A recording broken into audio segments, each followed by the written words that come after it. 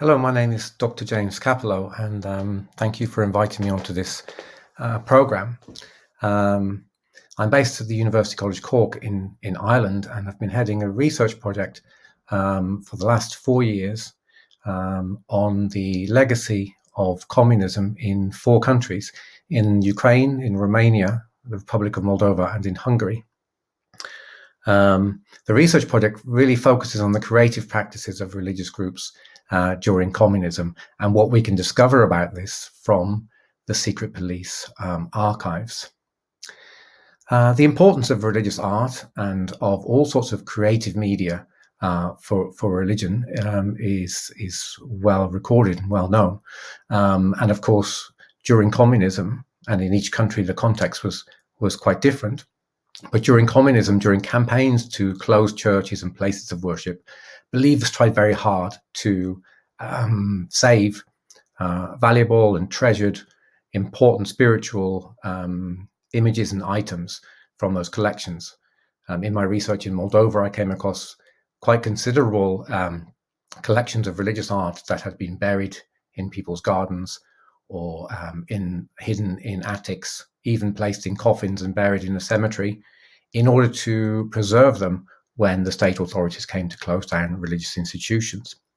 But my research really focuses on a quite paradoxical aspect of this period, which is the way that the secret police in the Soviet Union, in Romania, in Hungary, collected religious items as part of their evidence gathering against the communities they intended to shut down, paradoxically preserving objects and images, photographs, personal albums, diaries, religious manuscripts that may otherwise have been destroyed.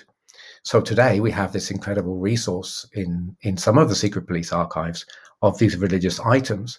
And they tell us a lot about the creative practices of religious groups during this period, groups that attempted to resist, who were resilient against the anti-religious campaigns of the Soviet and communist authorities. So we have some very interesting examples of new types of creative practice. One in particular was the production of images, small icons, holy cards of religious leaders or religious personages that could be easily produced in the underground religious communities and disseminated. And they were a very important tool for maintaining the spiritual connection with religious leaders, reminding people that even though they maybe were imprisoned or incarcerated, that those leaders were still there.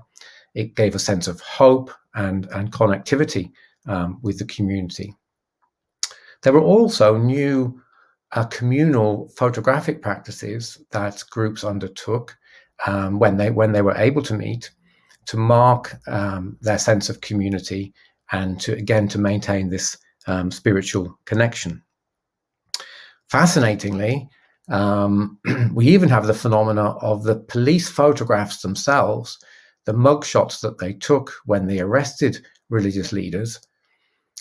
When they came into the hands of the religious community, either because they were published in the press or somehow they got hold of these police photographs, they also became devotional images, again as a reminder of the suffering of a religious leader and of the struggle against the communist authorities, and a means of maintaining faith. So a photograph taken by the police could be a means of strengthening faith within a community. So we have a whole range of new forms of creative practice that emerged that could be easily distributed amongst communities. Of course, the history of samizdat, or illegally produced literature, is well known.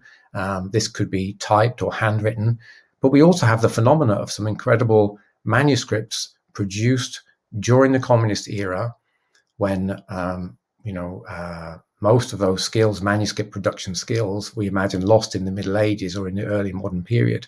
The manuscript came back as an act of devotion and a necessity as well to enable the transmission of religious beliefs and ideas.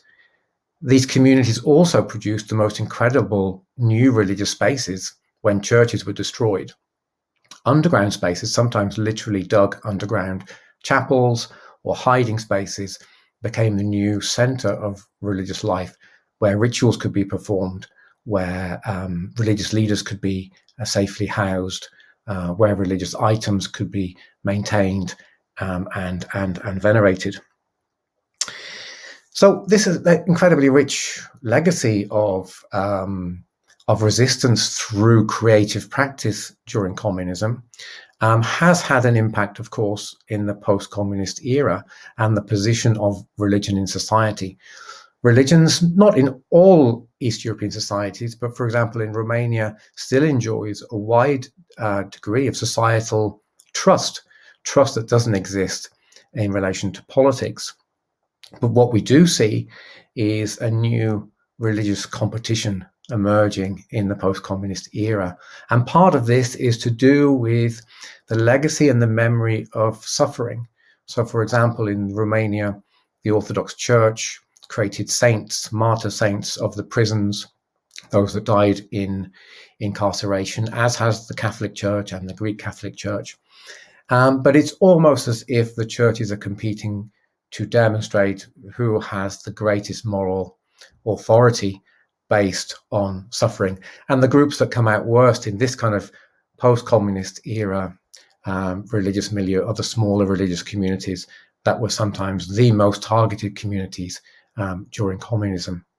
So the creative practices and the artistic legacy of the communist era is only now really beginning to be explored in a nuanced, in a more subtle way, to try and understand how this experience shaped the visual world, the sensual world, the experiential world of faith communities during communism.